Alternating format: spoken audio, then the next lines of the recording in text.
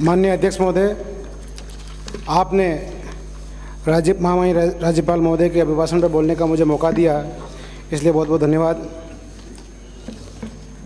आज माननीय मुख्यमंत्री अशोक जी गहलोत साहब के नेतृत्व में राजस्थान नीति नए आयाम स्थापित कर रहा है।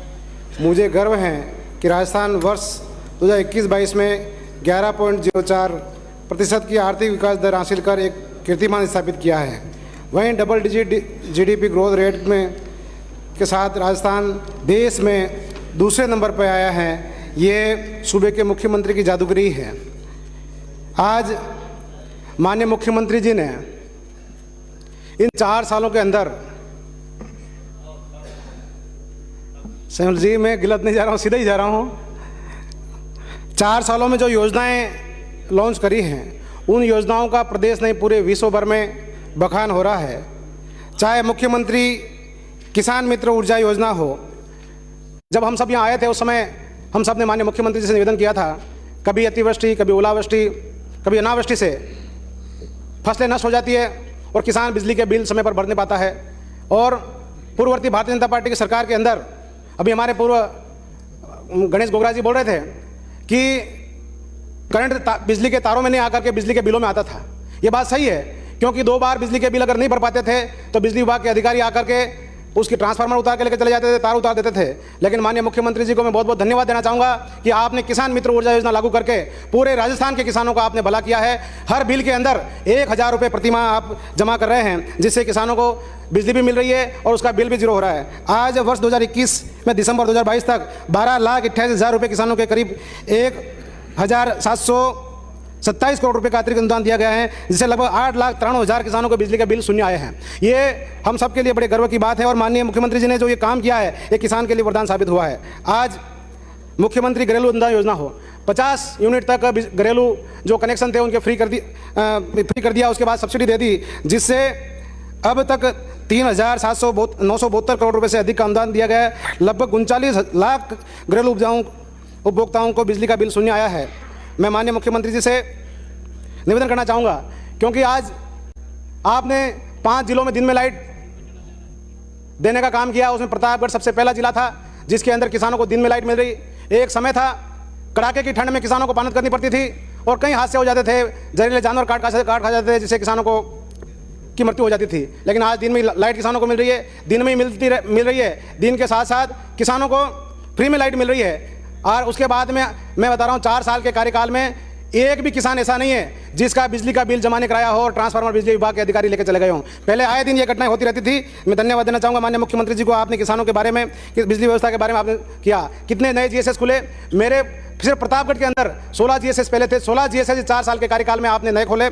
और अभी माननीय मुख्यमंत्री जी से एक और निवेदन है, 132 बारावरदा में भी आपने खोला, एक प्रतापगढ़ के पानमोड़ी और हरनौत में भी 132 केवी जीएसएस की मैं मांग करता हूं। उसके बाद में नए जीएसएस आपने जो खोले हैं, 586 33 केवी के जीएसएस आपने वहाँ खोले हैं। अब गंदेर में, गादोला में, वीरावली में, बजरंगगढ़ में, पंडावा, बोरी है, जोलर, ग्यासपुर, हाट सालमगढ़ में 33 केवी जीएसएस की मांग करता हूँ। आज पेयजल की बात हो, मेरे अकेली विधानसभा क्षेत्र में, राजस्थान में तो आपने किया ही है, मेरे अकेली विधानसभा में क्षेत्र में 1620 करोड़ रुपए की घोषणा बजट सत्र के अंदर करके जाखम का पानी पूरी विधानसभा से दमोतर पंचायत समिति के गांवों के अंदर एक घर पे नल कनेक्शन करने का आपने काम किया है। आज चिकित्सा के सड़क के मामले में देख लो, प्रतापगढ़ एक टूटी फूटी सड़कों के नाम से जाना जाता था, पूरे राजस्थान में सड़कें गड्ढों में तब्दील थी, लेकिन हजारों किलोमीटर सड़कें आपने डबल पट्टी की करी है। मेरी कई जगह सड़कें आज डबल पट्टी की हो गई और सभी जगह एक एक गांव में 2-2 सड़कें निकल रही है। निश्चित रूप से मैं माननीय मुख्यमंत्री जी का धन्यवाद देना चाहूँगा। चिकित्सा के क्षेत्र में भले कोरोना जैसी महामारी हो, माननीय मुख्यमंत्री जी ने तत्परता से काम करते हुए कोरोना महामारी के अंदर, भले वीसी के माध्यम से हो, हम सब ने, मैं खुद कोरोना महामारी के अंदर कम से कम 10 से 15 बार पीपी किट पहन करके हॉस्पिटल में जाके एक मरीज की सेवा करी। सारे डॉक्टर बराबर तरीके से लगे रहे। पूरे राजस्थान मॉडल पूरे देश में, और मैं प्रधानमंत्री जी खुद ने माननीय मुख्यमंत्री जी की कोरोना काल की जो प्रबंधन था उसकी प्रशंसा करी है। आज प्रतापगढ़, राजस्थान, पूरे राजस्थान के हर जिले में मेडिकल कॉलेज स्थापित हो रहे हैं। मैं माननीय मुख्यमंत्री जी से निवेदन करना चाहता हूं कि प्रतापगढ़ मेडिकल कॉलेज से वंचित है, इस बार के बजट में हमारे प्रतापगढ़ को भी मेडिकल कॉलेज दिया जाए। और दलोट, सुहागपुर, चुपना को सीएससी खेरोड पान मोड़ी बड़ी साकली कोटार लोहारिया बोरिया को पीएससी की जाए।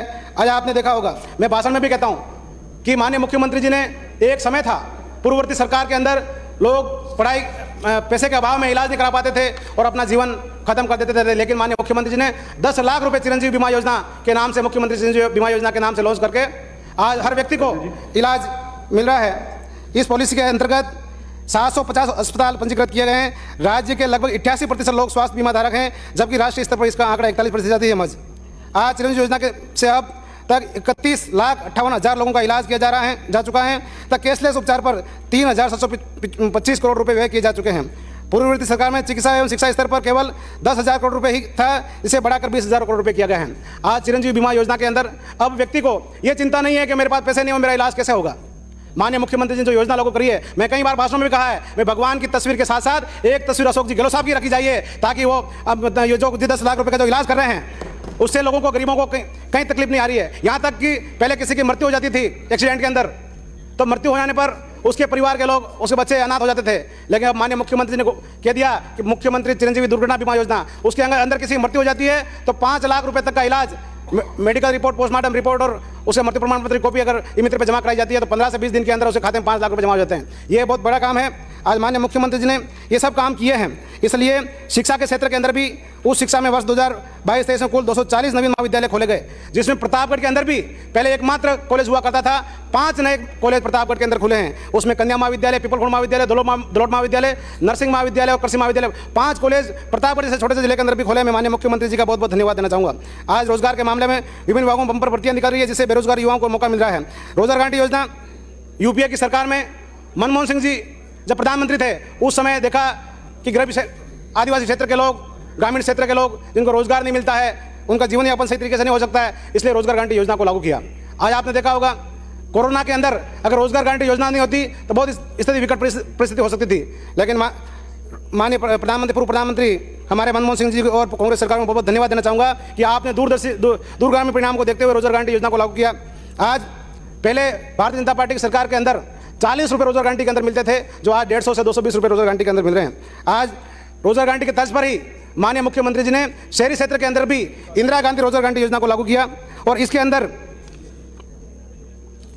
इंदिरा गांधी रोजगार गारंटी के अंदर ऐसे लोग थे जो शहर के अंदर जीवन यापन नहीं कर रहे थे, उनको नहीं कर पा रहे थे, उनको रोजगार का साधन उपलब्ध नहीं थे, उन्होंने आज उनको एक वरदान साबित हो रही है। 100 दिवस का रोजगार मिल रहा है। इसके अंदर 10,505 कार्यों को हेतु लगभग 573 करोड़ रुपए की स्वीकृति जारी हो चुकी है।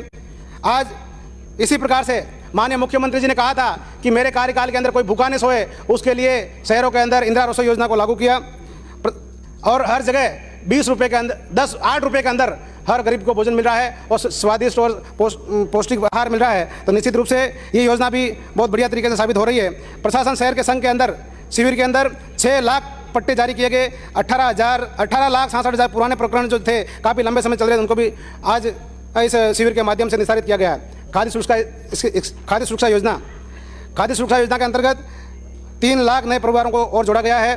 मैं माननीय मंत्री जी को धन्यवाद देना चाहूँगा कि आपने, माननीय मुख्यमंत्री जी ने बजट घोषणा के अंदर नई उचित मूल्य की दुकानें खोलने का घोषणा करी थी, उसी के तर्ज पर सभी जगह उचित मूल्य की दुकानें खुल रही है। मैं माननीय मंत्री जी से निवेदन करना चाहूँगा, टीएसपी क्षेत्र में जिस प्रकार से राज्य के अन्य जिले में 4,000 की आबादी की पंचायतें बनी, लेकिन टीएसपी क्षेत्र में 1,500 तक की आबादी की पंचायतें बनी है। इसी प्रकार से टीएसपी क्षेत्र में भी उचित मूल्य दुकान में भी जहाँ 2,000 यूनिट की बात है, वहाँ 250 के राशन कार्ड के ऊपर नई दुकानें खोली जाए। आज आपने देखा होगा ओल्ड पेंशन के लिए पूरे देश के कार्मिक आंदोलन कर रहे थे, किसी ने उनकी सुनवाई नहीं करी, लेकिन माननीय मुख्यमंत्री अशोक जी गहलोत साहब को मैं बहुत बहुत धन्यवाद देना चाहूँगा कि आपने एक ही झटके के अंदर सारे कर्मचारियों को राजस्थान के अंदर ओल्ड पेंशन लागू करके 1 जनवरी 2004 के पश्चात तथा नियुक्त कर्मचारियों को ओपीएस लागू करी। इसलिए मैं पूरे राजस्थान के कर्मचारियों की तरफ से माननीय मुख्यमंत्री जी का बहुत बहुत धन्यवाद देना चाहूँगा। आज प्रतापगढ़ के अंदर 5 बांध स्वीकृत हुए, चुना डैम, मोकाटो डैम, देवतगाड़िया बांध, अमृतबावजी बांध और देवतगाड़िया बांध और मोटा दामनिया, एनीकट, पाटावाला खोरा एनीकट, चौरायता एनीकट, बिलेश्री, भागलिया, मोबाखेड़ी, दातलाकोण, जाम्बू खेड़ा, नरवाली, इन सभी जगह एनीकट की मैं मांग करता हूँ। आज इस 4 साल के कार्यकाल के अंदर प्रतापगढ़ के अंदर 3 पंचायत समितियों का गठन हुआ, 70 पंचायतों का गठन हुआ, 2 तहसील और 80 पटवार मंडल का गठन हुआ है। आज 4 आवासीय विद्यालयों का काम प्रतापगढ़ के अंदर चल रहा है। गौतमेश्वर, दिवाक माता जैसे धार्मिक स्थल, गौतमेश्वर को आदिवासियों का हरिद्वार कहा जाता है और पूरे उदयपुर संभाग के आसपास के लोग वहाँ आके अस्थियों का विसर्जन करते हैं। वहाँ 70 सालों के अंदर कभी किसी ने कोई काम नहीं कराया, लेकिन इस बार वहाँ 2 करोड़ रुपए की लवकुश वाटिका का निर्माण चल रहा है। बढ़िया तरीके से, और गौतमेश्वर की दोनों तरफ सीढ़ियां बना दी गई है। एक तरफ सीसी रोड का काम और बुजुर्ग लोगों के नीचे उतरने के लिए परेशानी होती है, उसके लिए लिफ्ट का निर्माण भी बहुत जल्दी कराया जाएगा, वो भी स्वीकृति हो गई है। आज दिवाग माता जैसे स्थान पर भी, जो एक बड़े मगरे के ऊपर है, कम से कम 10 से 15 हज़ार लोग हमेशा वहाँ आते हैं, वहाँ पे भी 140 लाख रुपए की पर्यटन विभाग ने घोषणा करी है, और उसके बाद में दोनों तरफ सड़कों की, गार्डन की और पूरी तरीके से व्यवस्था वहाँ हो रही है। मैं मांग करता हूँ, सीता माता जहाँ 4-5 राज्यों के लोग मेले के अंदर आते हैं, बहुत ही दर्शनीय स्थल हैं, दीपेश्वर महादेव, गुप्तेश्वर महादेव, नीलकंठ महादेव, कमलेश्वर महादेव, ऋषि महादेव, जानागढ़, इनके विकास की भी मांग करता हूँ। आज कई वर्षों से अनुसूचित जाति के लोग वहाँ जाति के लोग, अनुसूचित जाति एससी के लोग छात्रावास की मांग कर रहे थे, किसी ने सुना नहीं, लेकिन माननीय मुख्यमंत्री जी ने गत बजट के अंदर अनुसूचित जाति का छात्रावास खोल दिया, और उसकी 2 मिनट में समाप्त करें। उसकी खोलने के बाद में आज 17 जिलों में नई नंदीशालाएं स्वीकृत कर 45 लाख रुपए की राशि आवंटित कर 7 करोड़ 45 लाख रुपए, प्रत्येक पंचायत स्तर पर भी 1 करोड़ 57 लाख रुपए की लागत से नंदीशालाओं का निर्माण करवाया जा रहा है। इसके लिए 700 करोड़ रुपए का प्रावधान किया गया है और 40 संस्थाओं के साथ अनुबंध भी हो गया है। सबसे बड़ी बात तो यह है कि प्रत्येक ग्राम पंचायत पर स्वयंसेवी संस्थाओं के माध्यम से 1 करोड़ की लागत से गो आश्रय बनाए जा रहे हैं। प्रथम चरण में 1500 ग्राम पंचायतों का आश्रय स्थल की स्थापना की जाएगी। इसके लिए 1377 करोड़ रुपए का प्रावधान किया गया है। जनजाति विकास विभाग की राशि 100 करोड़ रुपए से बढ़ा करके 500 करोड़ रुपए बजट में की थी। मैं माननीय मुख्यमंत्री जी का और जनजाति मंत्री जी का बहुत बहुत धन्यवाद ज्ञापित करूंगा। आज प्रतापगढ़ सहित 30 जिलों में एवं उदयपुर, कोटा, जयपुर में प्रतियोगी परीक्षाओं की तैयारी के लिए बहुमंजिला कोचिंग सेंटर स्थापित हो चुके हैं। बहुत जल्दी उन लड़कों का वहाँ एडमिशन भी हो गया है। पेंशन के मामले में भी पेंशन बढ़ा दी गई। पालनहार योजना में भी 500 रुपये से बढ़ाकर 1500 रुपये, 6 वर्ष तक के वाले 6 से 18 तक वालों को 1000 रुपये से बढ़ाकर 2500 रुपये कर दिए। इसके लिए भी माननीय मुख्यमंत्री जी का धन्यवाद देना चाहूँगा। आज माननीय मुख्यमंत्री जी ने दुग्ध उत्पादक किसानों के लिए भी पहले 3 रुपये की सब्सिडी करी थी, उसके बाद बोनस दिया था, उसके बाद 5 रुपये कर दिया। इसलिए भी माननीय मुख्यमंत्री जी को धन्यवाद देना चाहूँगा। आज ओलावृष्टि से फसलें नष्ट हो गई, पूरे उदयपुर संभाग में किसान निराश है।